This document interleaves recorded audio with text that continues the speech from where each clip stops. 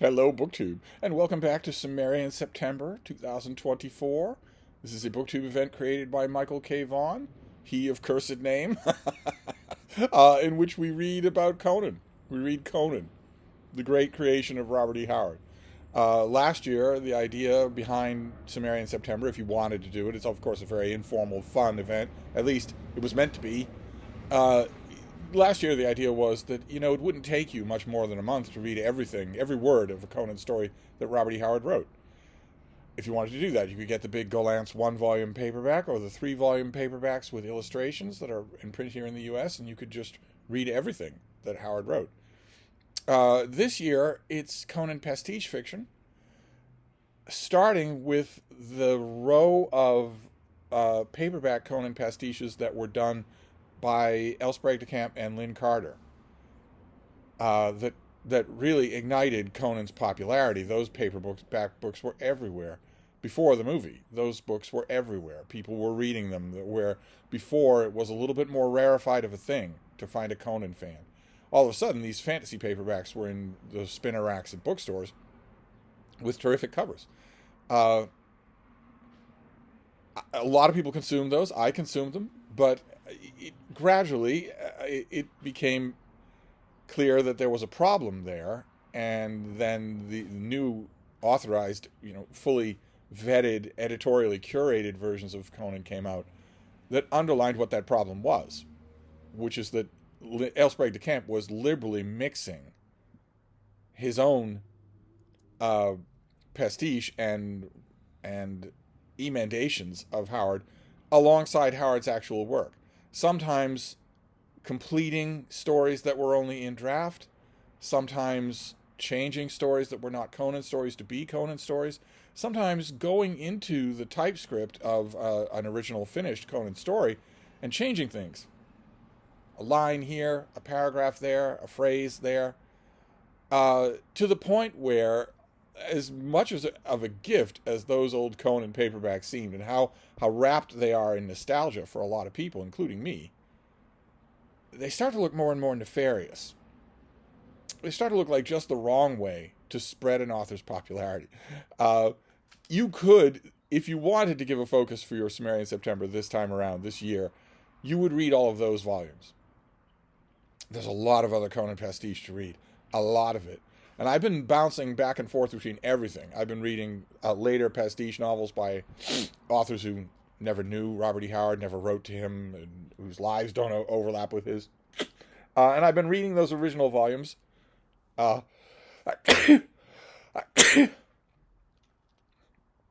I've even been going so far as to read comic book adaptations. And yesterday's video, I read a Red Sonja novel.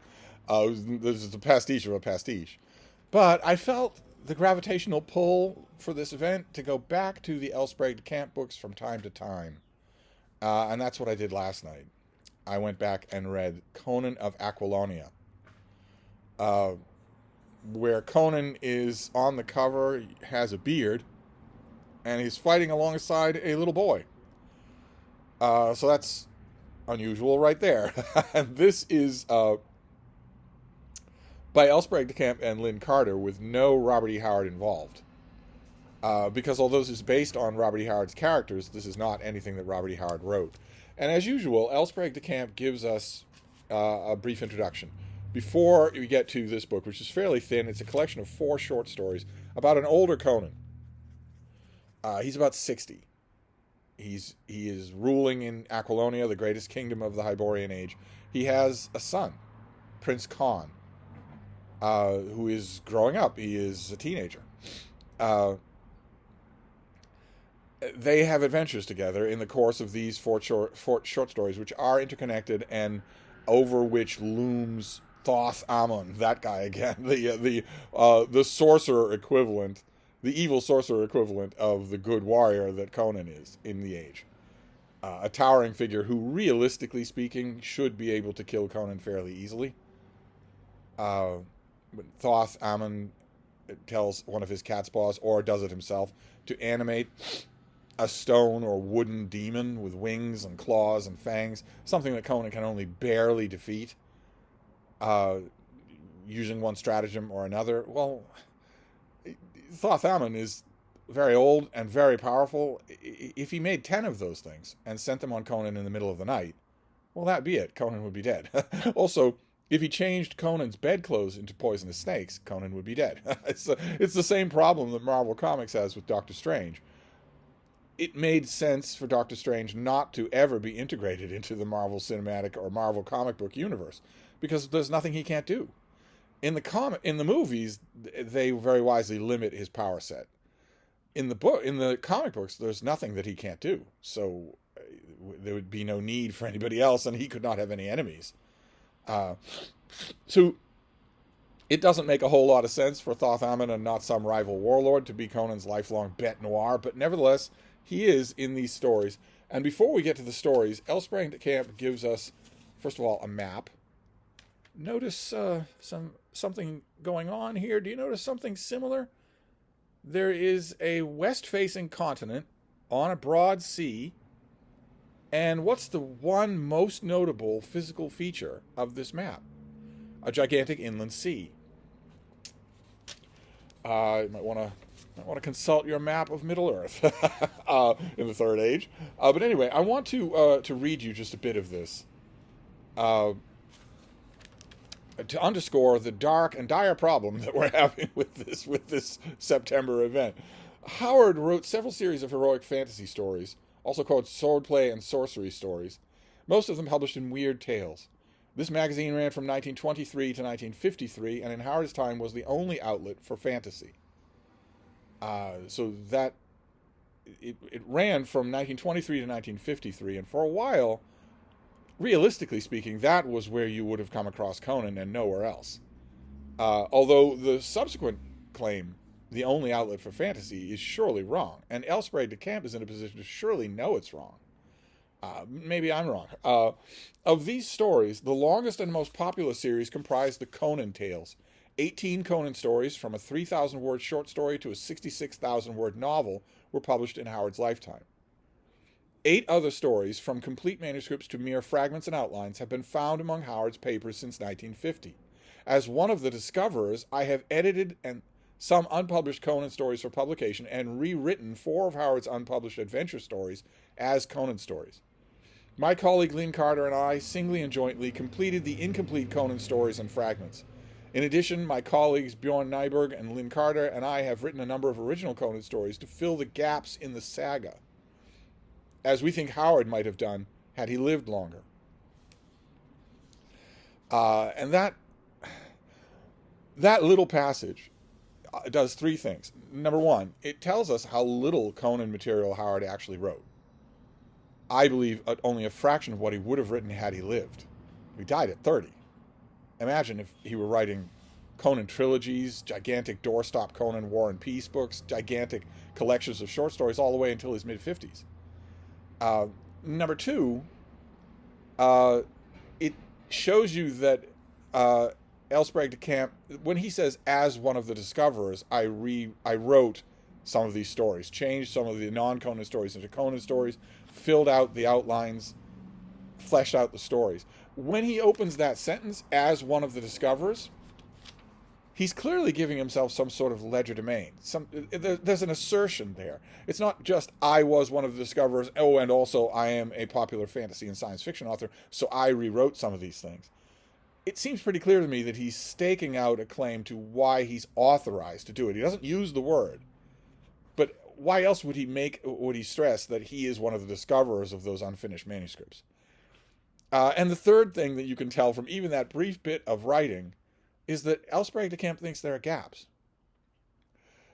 He imagines that Conan's story is full of epochs and adventures and characters, only some of which Howard actually got to tell. Now, that imagination is true. That is how Howard thought of Conan's life. But that doesn't mean he was going to fill those gaps. That doesn't mean that he considered them gaps at all.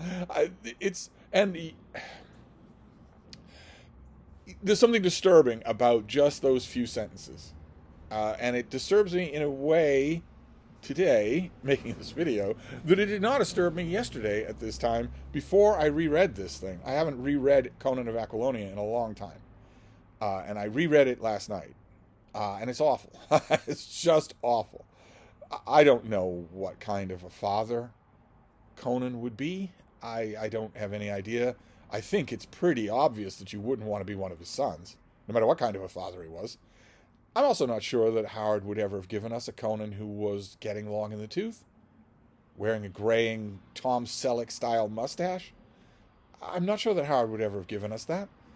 Surely Howard had no illusions that a man does not stay a brawny giant barbarian into his sixth decade. Elsbreg de Camp actually mentions this in this same piece.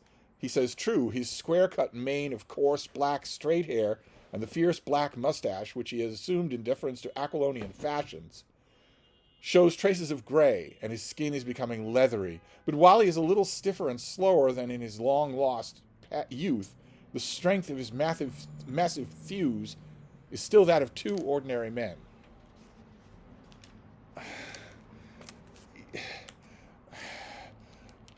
In other words, Cimmerian September is starting to make me hate Conan pastiche fiction, and hate Elsbreg de Camp, and hate all things Conan, and maybe hate Michael K. Vaughan. These reading experiences are ending up being awful. A lot of them being awful. I'm going to keep it up. In fact, I'm doubly determined now to read tons of Conan pastiche fiction before the month is over. I don't think I'm going to go back to any Elsbreg de Camp books. Whether the ones that he wrote on his own or the ones he wrote in what he calls, even in this introduction, a posthumous collaboration with Robert E. Howard. You cannot collaborate with someone once they're dead. They have to be there. They have to be there. It's not a posthumous collaboration. There are words for what it is, but it's not that. I have a bunch of these volumes yet to do. I went looking for them when I was book hunting last year. I went looking for them, or earlier this year, and found a bunch of these old paperbacks. I have a soft spot for them. Of course I do. But I think I'm going to go to the pastiches instead. The straight-up pastiches. I don't like that phrase, as a discoverer. I don't like that at all. I reread it last night. I think I blew right over it 30 years ago when I read this last time. But I reread it last night, and it bugged me.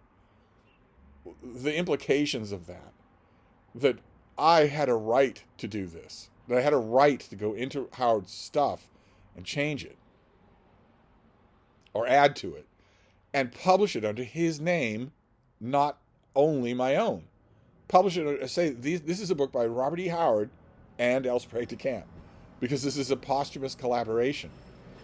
At least, for all their faults, at least the later pastiche novels don't have any of that. They don't have as a discoverer. They don't have anything like that.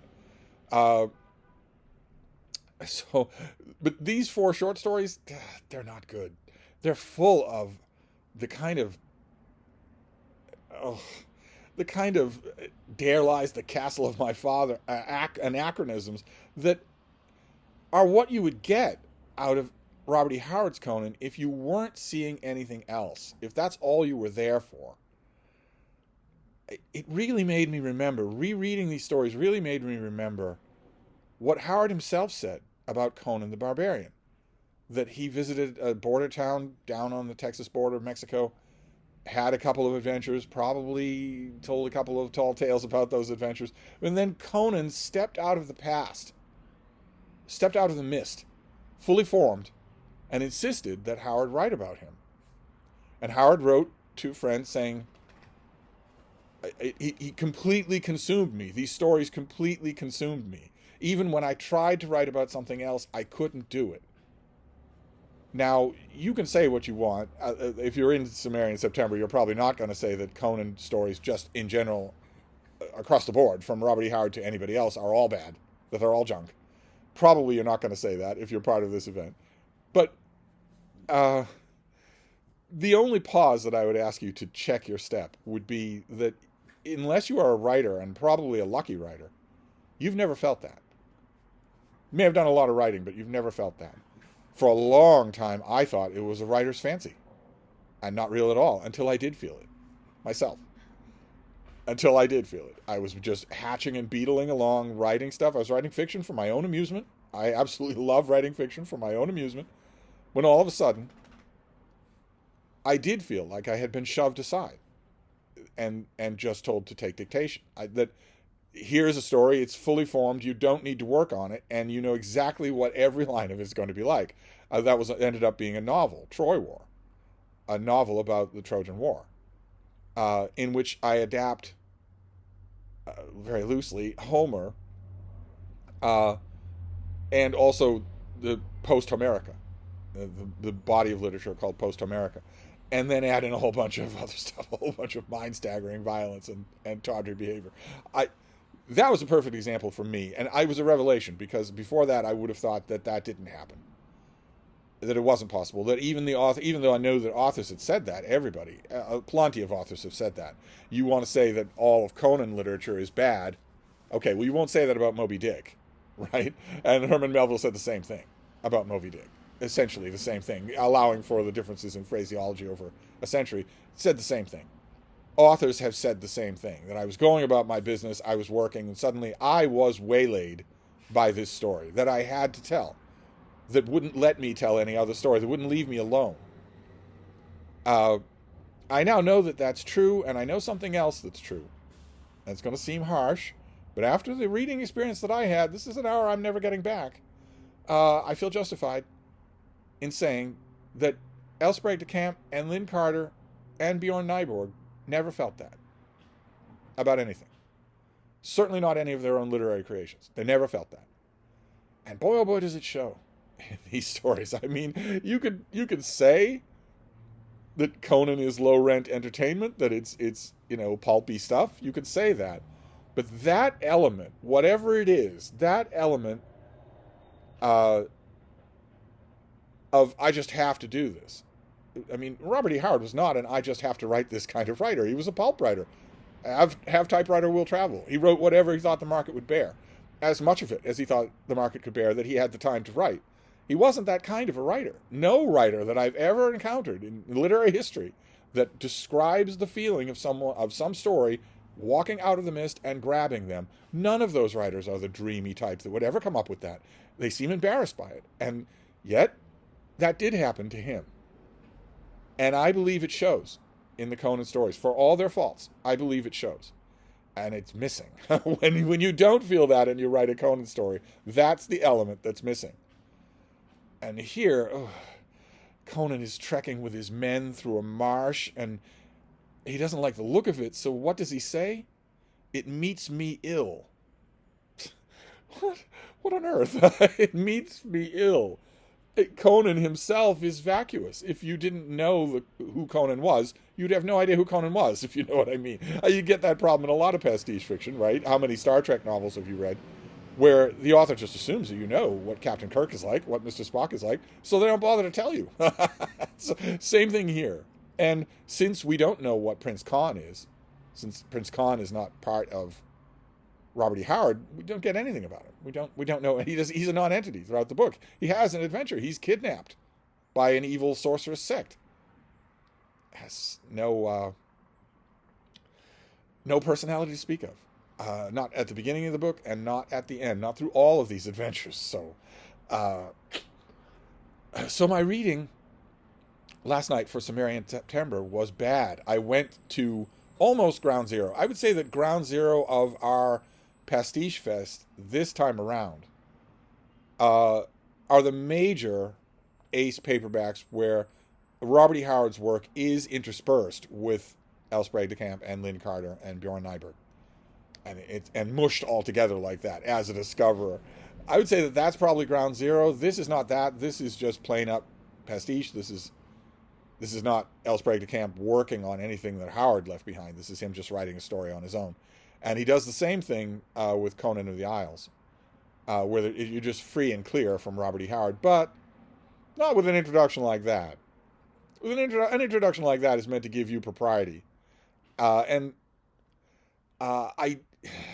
haven't had luck with these original run of books that do that. So for the rest of Cimmerian September, I'm going to read straight up Conan pastiche fiction. I haven't had a whole lot of luck with that either, but at least I don't have that element to think about. So that's my report for today. Conan of Aquilonia spends almost no time in Aquilonia in a book called Conan of Aquilonia. And if you didn't know who Conan was, you would have no idea why you were supposed to care about this guy in the course of this book, which makes sense in a way. I mean, L. Sprague de Camp was writing for an audience. He knew exactly who that audience was, and he wanted this to be a set of books. But it doesn't make, now in the cold light of those later Conan curations, where we're reminded that only Robert E. Howard can write Robert E. Howard Conan, that you can't put your name on, you can't do a posthumous collaboration. There's no such thing as a posthumous collaboration. And now that we all know that, now that we're all on the same page about that, these read different. They really do. I don't think I'm going to go back to them, even though I went out of my way when I was book hunting with David Murphy. I went out of my way. They were the very last thing I found at the bookstore that we went to. I found a stack of them, just as I was hoping that I would. I went out of my way to find them, but I don't think I'm going to revisit them this year. Maybe I need a little time away from them. Instead, it'll be straight up pastiches, and I think I will stick to books and not comics. I think I'll just do books. There's plenty of them, plenty to see me through the rest of the month. So that's my report. Was not very good. it was not very good. Most of the reading experiences that I've been having for Cimmerian September that were not that original 100-issue run of Marvel Comics Conan the Barbarian have been bad. Which isn't good. So, I'll send Michael K. Vaughan a severed goat's head with a warning note. It's a BookTube event that should come with a warning label. You are in for some rough riding. We'll see what other writers can do. Starting, I think, I'm not sure because I haven't started assembling my night's reading. I don't know how much time I'm going to have for fun reading. But I think I'm going to start by returning to Robert Jordan, who is an author who has pleased me greatly. But the last Conan pastiche novel that I read of his was not particularly good. I think I'll go back and give him another bite at the apple, maybe two, because he wrote a lot of Conan stories. And I think is a pretty practiced writer, so you'd expect some of them to be good. The only thing I don't know about Robert Jordan is how much of a Conan fan he was. I mean, was he gobbling up these books? I would guess that he probably did, but he's dead, so we can't ask him. He was younger than I am, so I'm guessing that he encountered these books around the same time and gobbled them up the same way. So, but I'm going to go back and check and see. So I will report back tomorrow. Thank you, BookTube.